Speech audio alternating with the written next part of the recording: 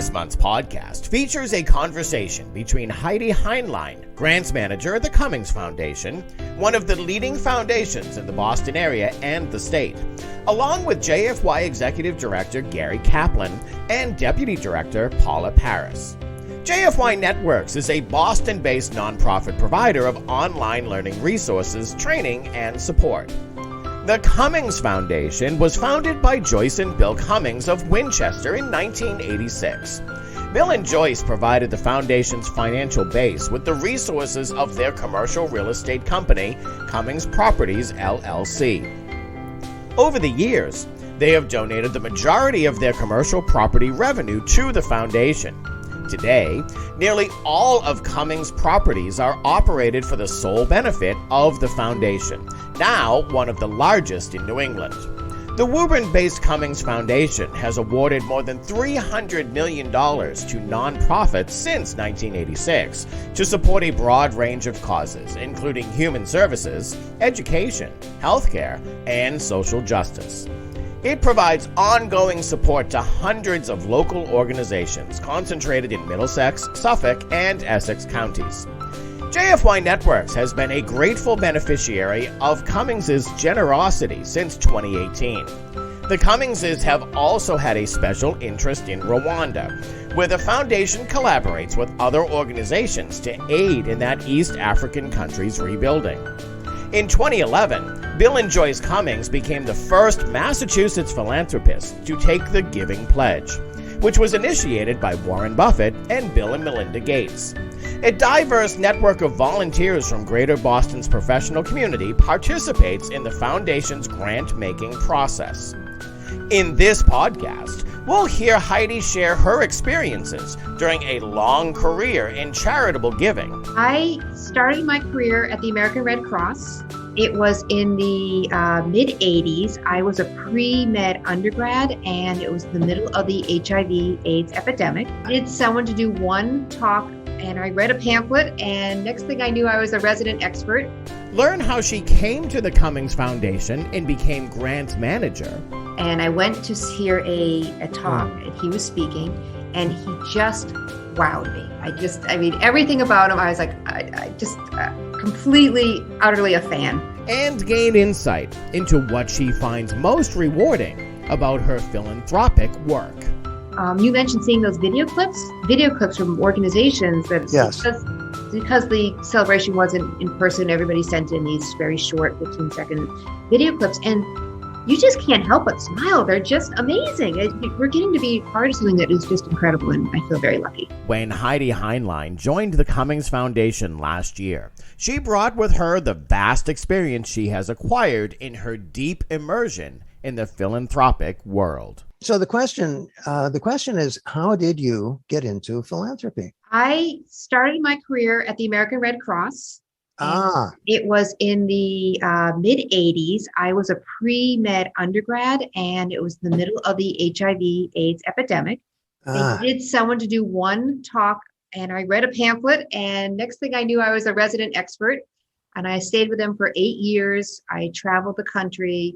I was a national spokesperson for the Red Cross, talking about HIV/AIDS in the workplace. Wow. Particularly on how to manage it in the workplace, like working with managers and stuff. So you were national? You were all over the country? I was, yeah. Wow. Thinking about how to manage it. It was a very challenging time. Sort of reminiscent of what we're going through right now, but there was a lot of fear, a lot of misunderstanding, and companies really had a lot to manage if they were in a position where they had an employee, particularly an employee who was front-facing.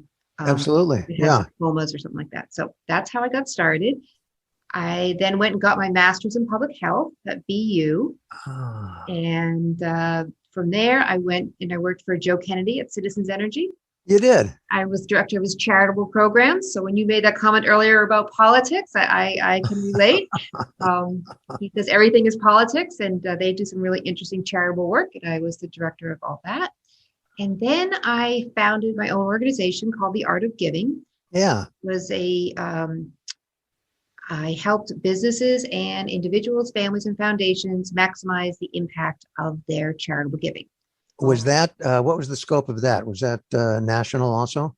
No, that was local. I had a few I mean, I had people who wanted help with charitable works that were around the country, but the clients were local, helping with all sorts of whatever they were interested in doing, helping them look at what they've been doing for giving, where they want to go for giving. They never matched up, and helping them figure out really how they want to make a difference, and then move all their efforts into that area. What years was that? I'm using myself. So that was like 2000 to like 2016. So is that that's kind of the beginning of donor advised funds, isn't it?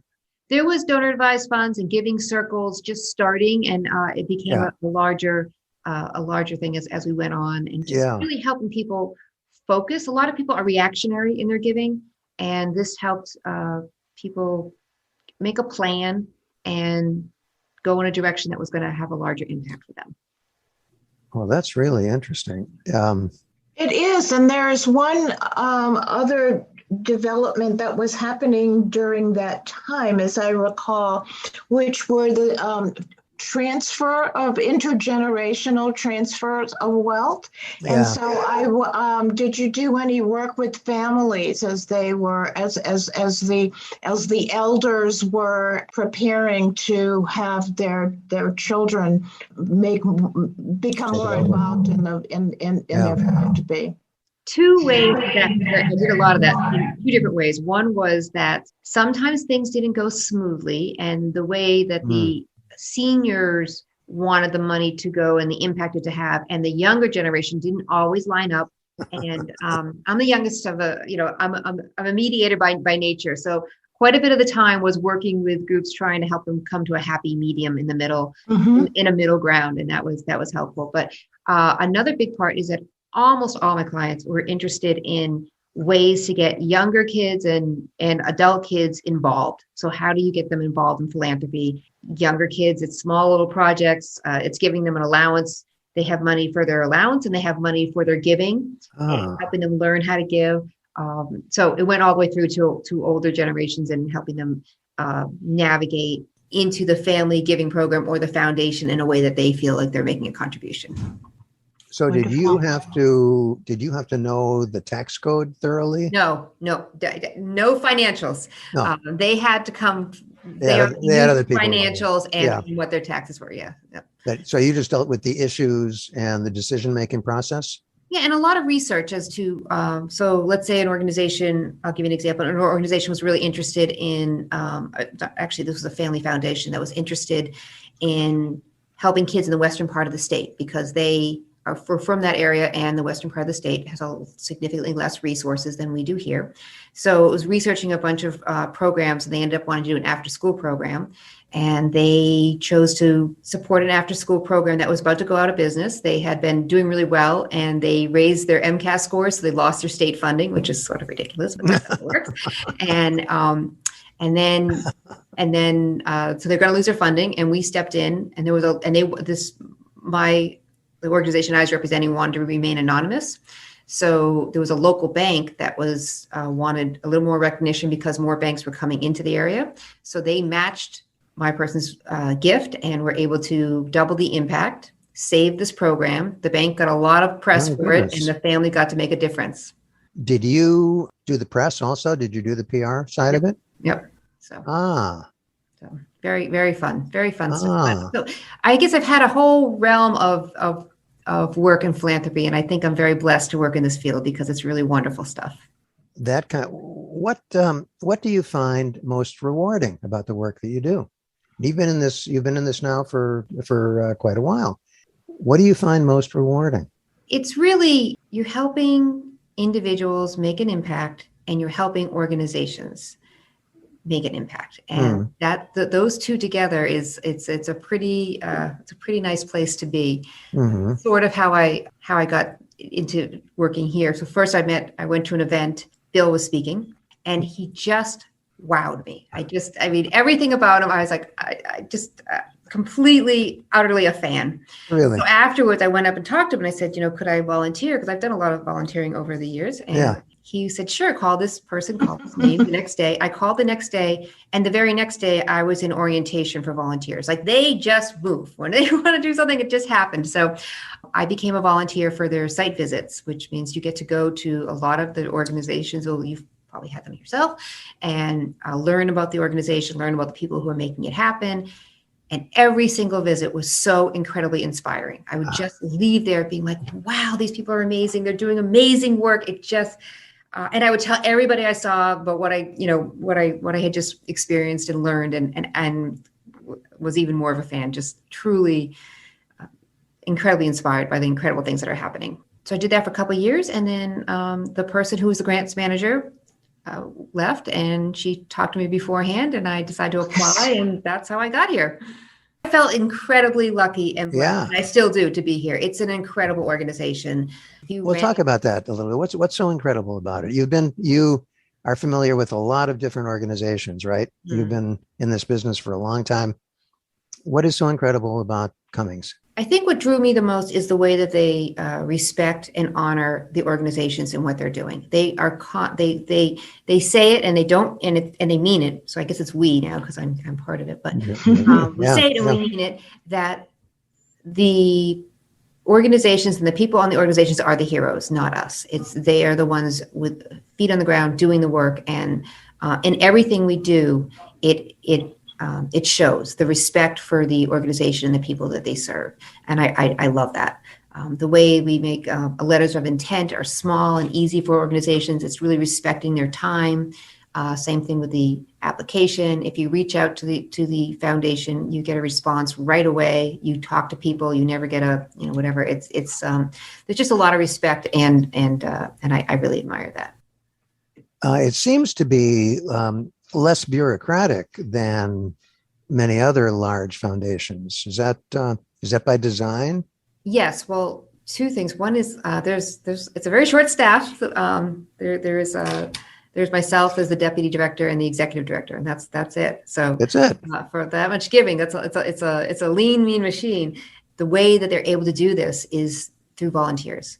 The volunteers make more than most of the decisions, the funding decisions for a $25 million grant program come from volunteers, which is really incredible. Like, they're not just some volunteer. I'm sure you both have done volunteer works, but sometimes you're volunteering and you're doing stuff, but you're not there is a no fluff volunteer here. When you're volunteering for a Cummings Foundation, you are truly making a difference. You're putting your time in, and you're truly making a difference, which is incredible. So the volunteers make the decisions. The volunteers are our eyes and ears out with the organizations doing the site visits. There's a whole cycle that the grant applications go through, and almost all the decisions happen by volunteers. And they're incredible people. They give a lot of their time and energy. I love working with them. They're just really wonderful people, and I get to work with them. How many are there at any given time? There is about 70 involved in the application process. So it goes through a bunch of various different stages, and volunteers make the decisions to who passes along for each stage. And there's about the same number of site visit volunteers. So those are volunteers that go out to the organizations and meet with them and learn more about what they're doing and what their needs are. And that's 140 people. Probably more than that, probably about 150 volunteers. Yeah. How do you find them? They find us. People approach, and some of them are Bill and Joyce's friends. And Bill is extremely involved in the foundation. I should have mentioned that in the first place. This is where his heart is, and he does incredible stuff here. So, and also, if you're a client of Cummings Properties, almost 100% of your rent, depending which almost all the buildings, 100% of the rent goes to support the foundation, which is great. Wow. If you're paying, no one likes to pay rent, but if you're paying rent, it's pretty nice to know that it's all going towards philanthropy. No kidding. No kidding. Instead of the portfolio of some tycoon investor on Wall Street. Go ahead. Sorry. What percentage of the volunteers actually come from the tenants of the Cummings properties? I don't know. Just approximately. It's not a large percent, but there are some. The volunteers are a very diverse group, which is great. There's a portion that come from the nonprofits that we work with. There is a portion that are employees so that they can be involved and realize what the incredible work that the organization does. There are a portion that are clients of the organization, and then there's just a bunch that just heard about it or learned about it and came to us and wanted to get involved. So it's a very diverse group, which is great, because when they're looking at applications, they're bringing all their different backgrounds into play, which is really makes it a great system. And does all of that, so that's an awful lot of reading of applications, making site visits. I assume they write up a report of their site visit. That's a lot of paper that somebody has to read. Is that you? Is that you? It is to some extent, but so when the LOI comes, yes, I read those, and then the application, then they're read more by volunteers, and they put their comments in. The application is the same thing, and then we have a financial review. So there's a lot of, and we do impact reports. I think you might be familiar with. Yes. Where you send an Sure, impact report. sure. There's a lot of moving pieces. Yeah. And you only have 3 staff people doing all of that? And they're not even full-time. Joyce is also, our deputy director is also director of marketing and communications. So she's not a full-time. She's split between. Really? You're full-time, I assume, right? I'm full-time on the foundation. She's full-time staff. She's just split into 2. But not on the foundation. She's got and then, so there's only, and then the other person is also full-time? Yes, exactly. So you only have 2 full-time people and then a part-time person, and you're managing all of that paper flow. Yeah, and actually, just to be technically correct, I'm actually an employee of Cummings Properties, and so is Joyce. So there's really only one employee to the foundation, and that's Joel Sweats, our executive director. All right. So I have a question about site visits in COVID. Wow. And what adjustments have you and considerations have you had to make when volunteers can't actually go out and visit, and the organizations can't physically host human beings at their site? Like every organization, we turned on a dime, and the site visits went to virtual. So like we're doing today, Zoom was the way. Some organizations would talk to us for a little bit, and then they would take out their iPhone and go around and show us the organization, or try to, show us their building or whatever. But people did their very best to pivot, as everyone says. And we were still able to do site visits. Now they're part in person and part Zoom. And next year they'll be back to being in person, we hope.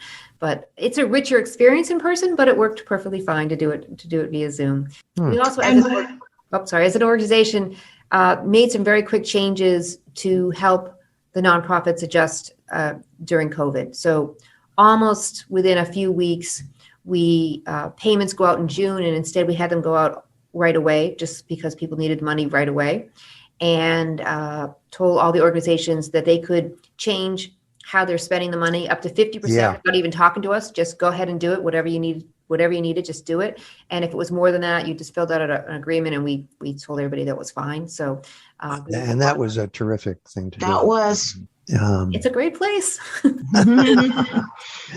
What about the celebrations? I noticed that I think I've seen maybe 10 of the videos, but not having the physical celebrations.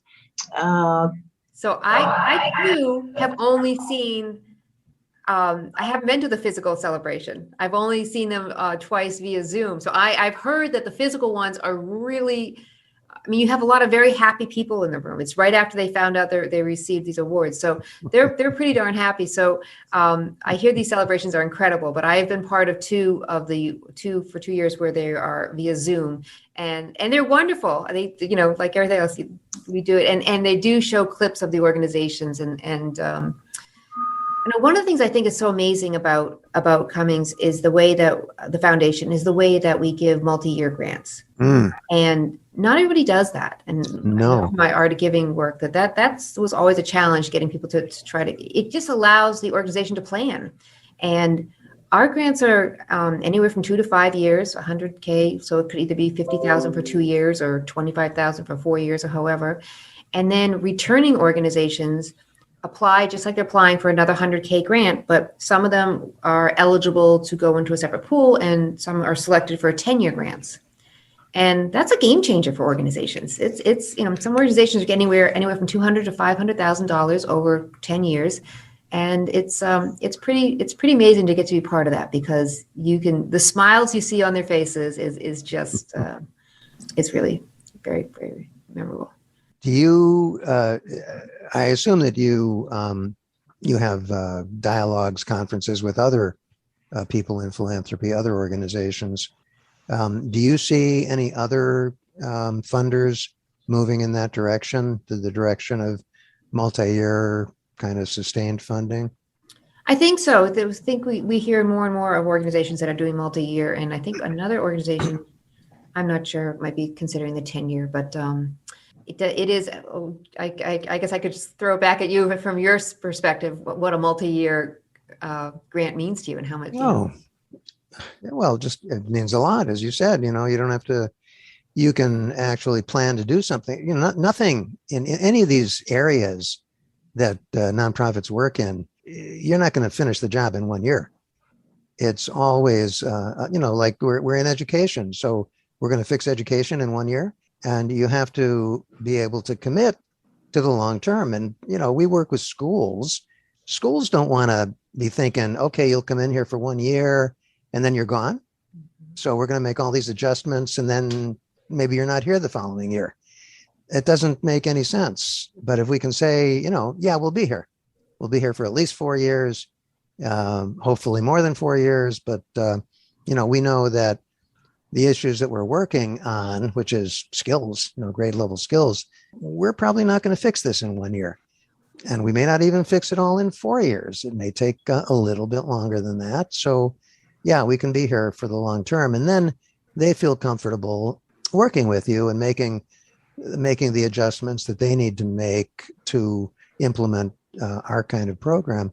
So it makes all the difference. There's no such thing as a social issue that's going to be solved in 1 year. Totally agree. And yeah, it gives you the tools to go out and seek other funding. Oh, absolutely. Yeah. So, this major foundation gave you a 4-year grant. Well, you must be okay then. Right. Well, we know you're okay anyway. You're doing great work.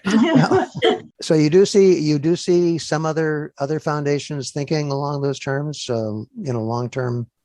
I think some, but to be perfectly, as we were talking, there's a small staff and a lot of work to do that I really, my role is very, very focused on the grant cycles and what we're doing.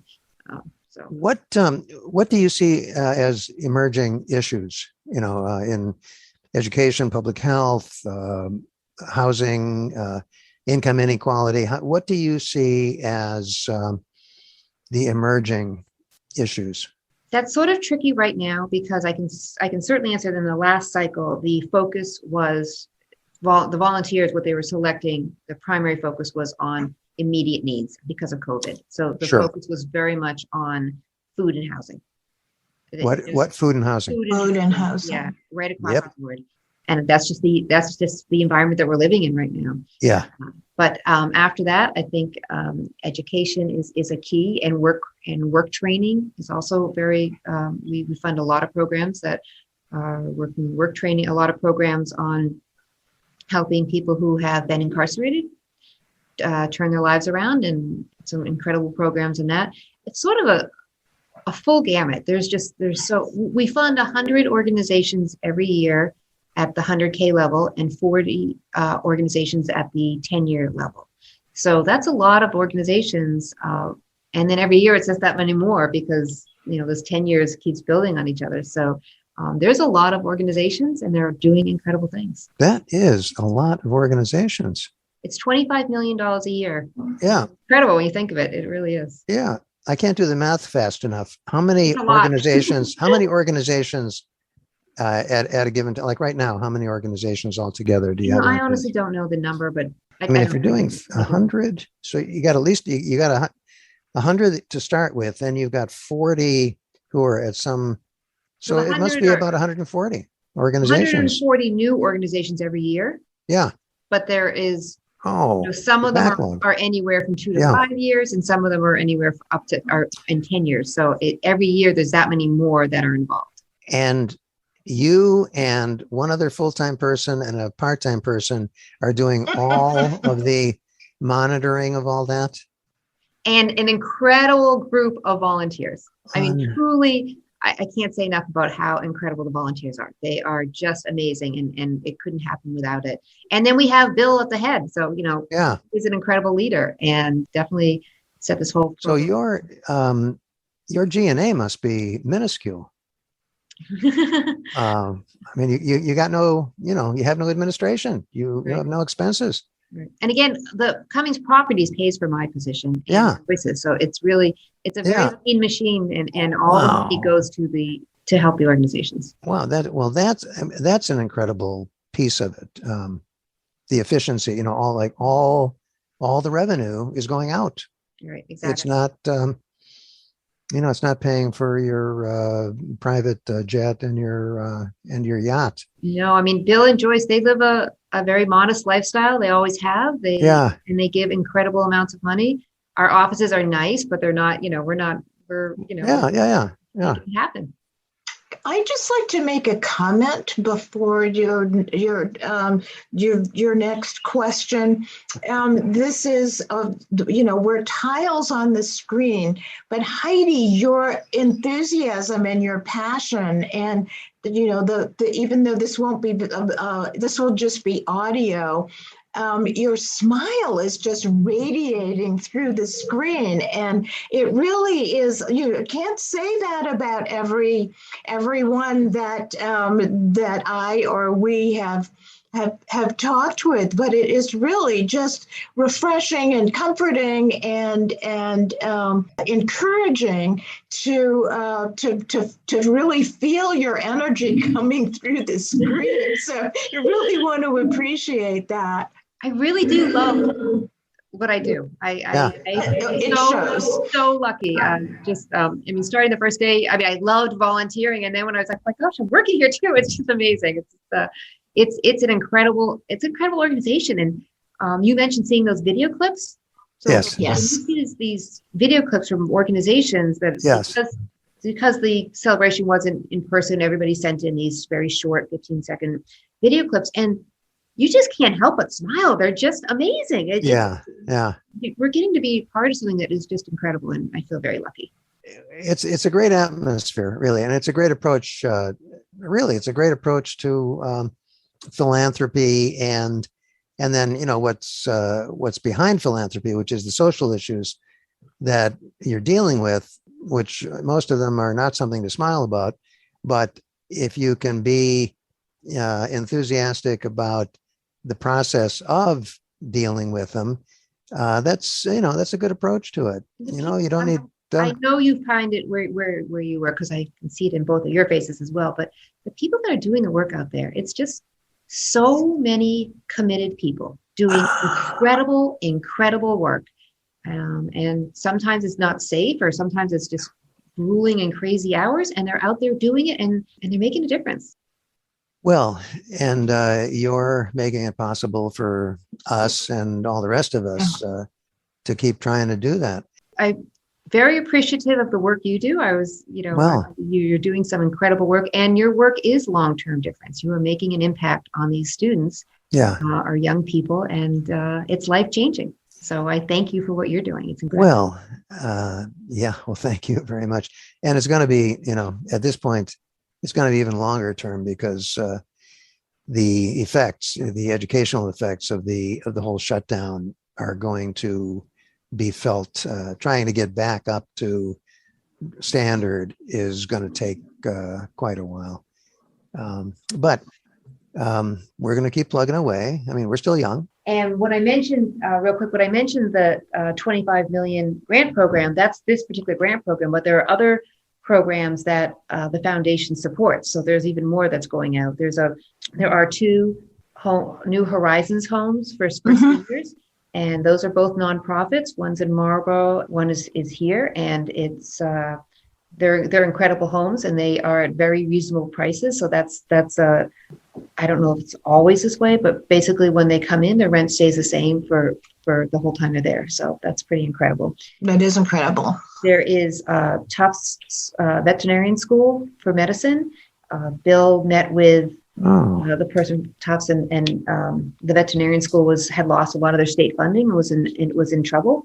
Yeah. And Bill stepped in and made an arrangement and basically saved the school, and they're going strong. So that's It's the only veterinarian school in New England. So that's great. Yeah. And they also have a program in Rwanda. First, they were supporting people that were traveling, top students that were going to Rwanda and coming back and telling them how amazing it was. And then Bill and Joyce went, and two things. One, saw how amazing it was, but also saw the incredible need for healthcare workers of all types, doctors, nurses, dentists, and everything in between. And with some other people, they started Global Health Initiative, I think is what it is. But anyway, so with Bill and Melinda Gates and it's run through Partners in Health, which is out of Boston, but it's a university that is training all types of healthcare providers. And it's really incredible. It's fantastic. So you answered my last question, which was great. the scope and the scale of your activities is pretty amazing. You don't get that much press. You're doing so much, and in such a unique way. I mean, a lot of people are thinking about the future of philanthropy, and one of the factors, of course, is the increasing importance of donor-advised funds. If you look at somebody like the Boston Foundation, the numbers were in the paper just the other day, but the vast majority of what comes out of the Boston Foundation is donor-advised. It's not the foundation's corpus.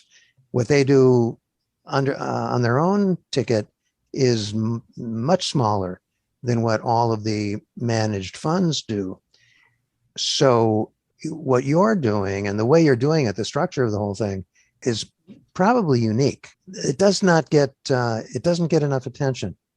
It should be a front page story on the New York Times financial page. What do you think about that? Well, I give that credit really to Bill and Joyce. They are quiet about their giving, but mighty in the amount that they give and the way that they give.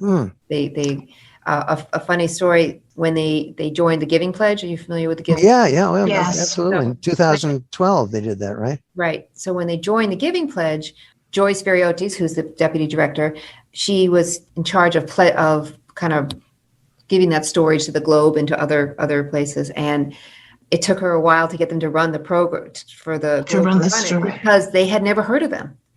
And they'd never heard of Bill and Joyce. Yeah, right. The Globe had never heard of. Right. And so it was a front page Globe's story, but instead of it being about this couple joining the Giving Pledge, it was about this incredible couple that was doing amazing work and what the foundation was doing. Well, that's fine. That's, that is the important thing. So when was that? Around 2012? I think so, yeah. But there hasn't been a heck of a lot since then, has there? And Bill and Joyce aren't publicity hungry then. Exactly. It's very interesting. The example is could be very useful. The deeper you dig into this organization, the more impressive it gets. I can see why you like being there. I agree. It really is incredible. It truly is. It's an amazing place. Yeah. Well, I think the nice thing is to be able to have every organization that's been funded to be part of the publicity, so that having the link to the foundation actually is not just on our homepage; it's on all of our pages. And I think for everybody, for all of the organizations, I think that's a very interesting strategy. It's not everybody who goes to any one of the organization's websites will see the logo of Cummings Foundation, and if they don't know, it should be at least curious to them And it's very different. It's not the front. It's not the front page. It's not in People magazine. It's it's in not a lot of places, but it also is in a lot of other places that really demonstrate the work and the mission of the foundation. And that, again, another very, very unique strategy. Yeah. And hopefully it helps the organization having that logo on their web page, because it helps them when they're applying for other grants to say that they sure your process. So it's an endorsement. We'll have to make the font bigger on that. Well, listen, Heidi, this has been great. Thank you so much for your time. I think we've kind of touched on every subject we can think of. I love talking to both of you, really. Well, thank you. Well, hey, we could go on all day. Mutual. But, thank you. We would like to thank Heidi Heinlein for joining us on this month's podcast. For more information about the Cummings Foundation, you can follow the link on our website, JFYNet.org, which also allows for comments or questions and offers a wealth of commentary, dialogue, and free scholastic resources, including this monthly podcast. This podcast was created by JFYNetWorks, a Boston-based nonprofit provider of online learning resources, training, and support. JFY's individualized self-paced curricula help raise individual and school performance by maintaining grade-level skills and combating learning loss. JFY provides online curriculum aligned to state and college standards from grades 5 through high school, with personal support online and via telephone from friendly learning specialists like yours truly. JFY also supports early college and dual enrollment high school programs with supplemental instruction and resources to help ensure student success and transition into post-secondary education. Thank you for joining us. For JFYNetWorks, I'm Greg Cunningham.